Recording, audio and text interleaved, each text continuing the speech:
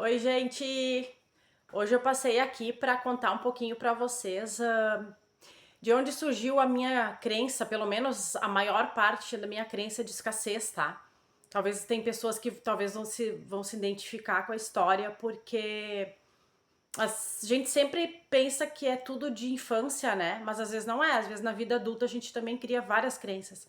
Então, talvez observem aí, ver se vocês também não se identificam com alguma coisa, né? E vamos quebrar isso, gente. Pelo amor de Deus, vamos quebrar isso. A gente tá nessa vida aqui pra ser abundante e pra ser próspero. E a gente merece. Tá bom? Espero que gostem. Enfim, beijo.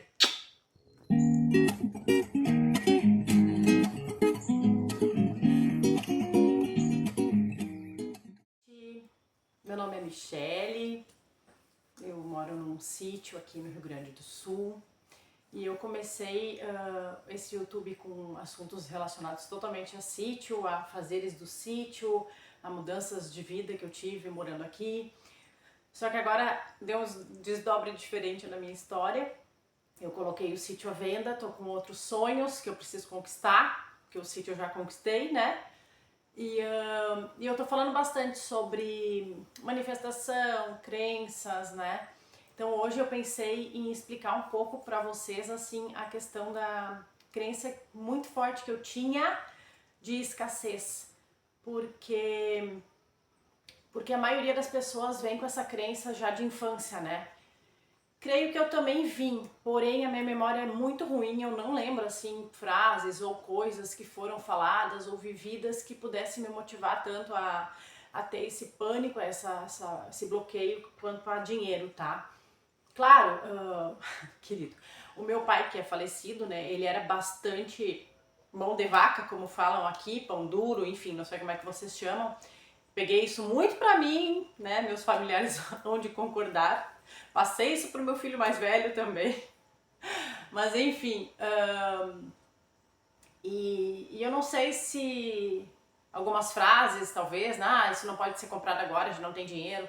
E se isso afeta tanto quanto, eu acredito que sim, e tem um remorso grande, assim, da forma que eu criei meus filhos antes de um tempinho pra cá, porque sempre não tem, eu não consigo pagar. Gente, horrível, horrível, horrível, horrível, assim, horrível de triste mesmo. Isso é muito caro, sabe? Enfim, o tempo inteiro, passei a infância deles inteira falando isso, sabe? Inteira não, mas boa parte, assim, que é onde eu vou explicar o que aconteceu na minha vida, assim, que virou uma chave pro lado errado. Porque eu sempre fui muito, eu não sei se vocês acreditam em signos, mas vou falar, o meu é Capricórnio, tá? Sempre fui muito determinada, eu sempre quis as coisas, eu conquistei as coisas, então, e grana fazia parte disso. Tanto que hoje eu percebo, olhando pra trás, o quanto o meu casamento, né, de antes, no caso que hoje eu sou separada, mas o quanto eu pequei também no sentido de priorizar os bens materiais, as coisas, do que a relação. Porque o assunto que era em casa era meu, né? A, a piscina que eu vou colocar, o pergolado que eu quero ajeitar, o carro que eu quero novo, sabe? Eu tô resumindo assim, né, de uma forma bem esdrúxula, né? Mas basicamente era isso, tá? Eu era assim, gente. Eu tenho que aceitar que eu era assim e realmente eu mudei. E como eu mudei? Em 2015, eu tive um nó nas tripas. É a coisa mais esquisita do mundo falar um negócio desse, uma pessoa que, entre aspas, é jovem, né? Eu tive obstrução intestinal com 33 anos. Foi horrível, foi uma loucura e quase morri. E ali foi um despertar espiritual, assim, absurdo, absurdo. Já saí do hospital diferente. E eu lembro uma coisa que me tocou muito no hospital, já fiquei uns 10 dias no hospital. E vou contar um pouco da história, tá, gente? Me deu então, né, na verdade eu comecei a sentir do além, era no domingo, se eu não me engano, eu tinha comido yakisoba um monte, tava faceira da vida e começou a me dar dor no estômago. E dessa dor no estômago não passava, não passava. Aí o que que faz? Toma Buscopan, toma paracetamol em casa, deitadinho. Não aguentava mais, vamos pro pronto atendimento. Fomos, adivinha, Buscopan na veia, remédio pra dor, volta pra casa. Deve ser prisão de ventre. É isso aí, gente, é isso aí. Aí fui 2 vezes, eu fui no pronto-socorro e me mandaram embora, tá? Sempre com um remedinho pra dor. Na terceira que eu fui, eu já tava num estado tão absurdo, isso foi um dia depois, eu acho, de eu começar a passar mal, que eu já tava vomitando, que eles chamam de vômitos fecaloides, que é do intestino que tá saindo pra fora, porque não tinha mais passagem no meu intestino, ele simplesmente estava bloqueado. Eu tava com 3 dobras no meu intestino, o intestino é uma minhoca, né, uma mangueira, tava com 3 dobras no meu intestino e mais 2 perfurações, tipo assim, eu já tava vazando o meu intestino pra me dar sepsemia, era um toque, eu ia morrer. Sim, assim, mais ou menos isso. E tá, mas enfim, daí me aconteceu tudo isso, parei no hospital, fiquei uns 10 dias no hospital, e nesse período do hospital, é louco o que eu vou contar, mas enfim, o meu ex-marido, acho que foi com tanto pânico que eu ia morrer, que ele me contou que ele não vai se importar porque ele é bem aberto quanto a isso, se um dia ele ver esse vídeo, mas acho que não. Acho que não vai ver também. Mas que ele me contou lá no hospital, tipo assim, eu acho que era um pedido de perdão, dizendo que que ele era usuário de drogas. Não, eu não tinha noção disso, eu não tinha ideia. Ele tinha as manias dele de sair toda noite, mas eu, como, né, como focada no bem material e não na relação, deixei passar. Fica a dica. Enfim. E antes desse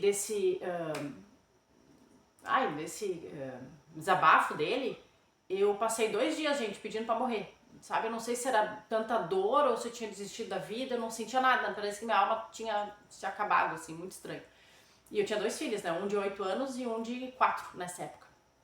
E aí eu lembro direitinho uma vez que eles vieram com um cartazinho, assim, coisa mais fofa da escola, né, me desejando boas melhoras, sei lá o que tava escrito, eu não lembro.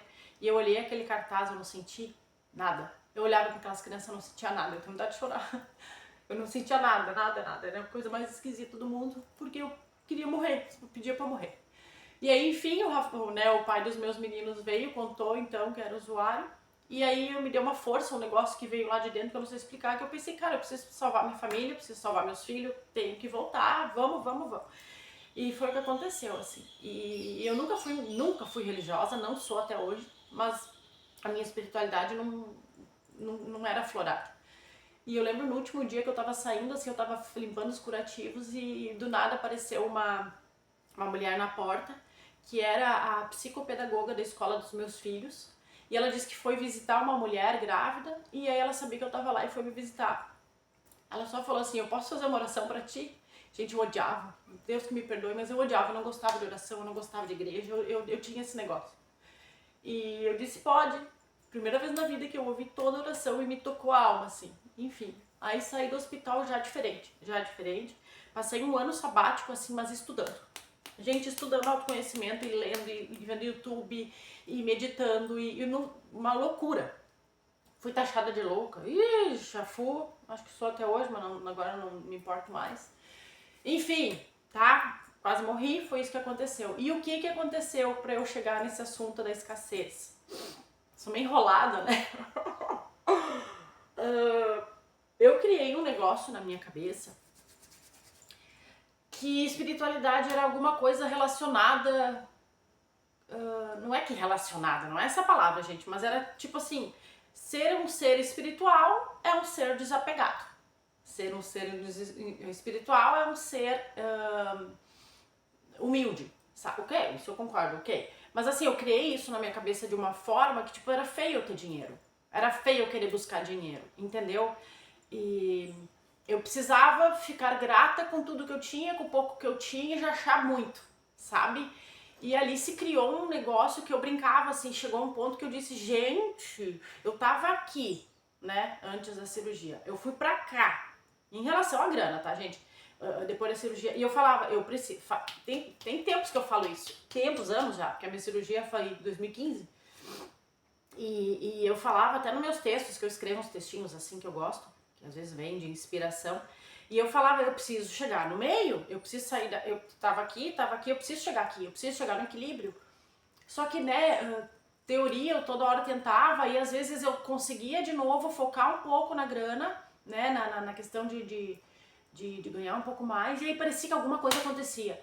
Ou um carro estragava, sempre acontecia alguma coisa que eu pensava, não, mas não é o caminho da espiritualidade é a humildade, é não ter, sabe, não ter, ser grata pelo pouco que tu tem, viver com isso.